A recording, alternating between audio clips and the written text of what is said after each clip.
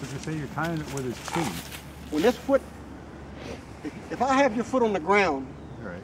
and ask you to move, and that foot's on the ground, I can't move it, right? Right. Once that foot's in the air, this left hind So foot. you wait until he steps off with the hind or the front? Now, there, see? Now that could come over. Now it can come over. You time it with your feet. Right there. Right there. Right there. See, I can move it when it's in the air. I see. You can move him. You're going to see someone's horses getting here to get real bad.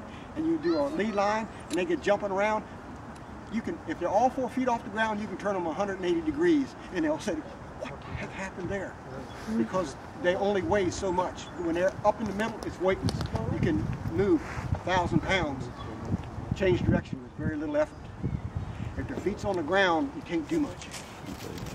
So, just like left turn. I'm going to ask my legs first, and then I'm going to ask, right there. So now I'm going to ask him to go forward. Right turn.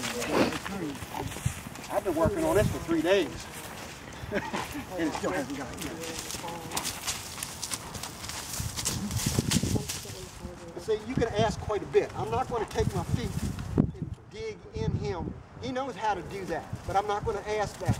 I want him to move off with, watch when I move my legs, I want him to move off with that. See? Right. Why do I have to squeeze him? I'm riding off here now, he's moving off. If I wanted him to gain speed, if I wanted him to gain speed, I'm going to squeeze him again for 2 ounces. If it didn't happen, now I'm going to say, do it.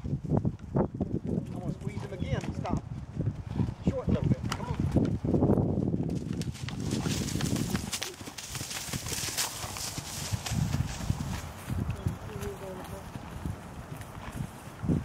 You see, I'm asking him to do a whole lot. He's not really. What he's found out that he can do is to jump into something and scare people. You see him kind of get hurt. I mean, kind of, I don't say lunge, but it's jump. Uh-huh.